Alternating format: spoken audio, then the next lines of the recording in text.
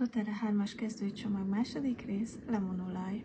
Amit elsődlegesen jól tudni a citromolajról, hogy nagyon jól tisztítja a szervezetet, és már sok visszajelzést kaptam azzal kapcsolatban, hogy a veseküvet is nagyon szépen eltávolítja a szervezetből. Én napi kétszer egy pohár vízbe 5 csepp citromolajat szoktam csöpögtetni.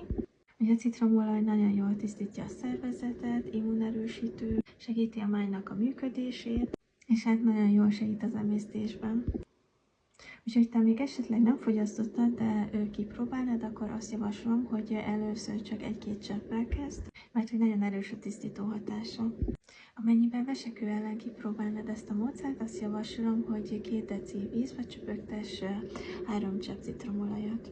Emellett a citromolaj nagyon jó megfázás ellen, párologtatva, vagy vízbe csöpögtetve, kapszulába csöpögtetve.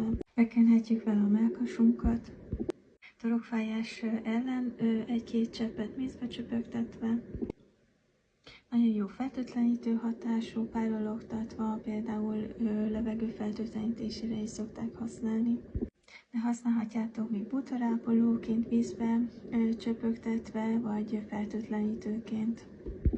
És ami még nagyon fontos, hogy jó a depresszió és az idegi kimerültség ellen párologtatva például, vagy ugyanúgy vízbe csöpögtetve, úgyhogy nagyon sok mindenre tudjuk használni citromolajat is.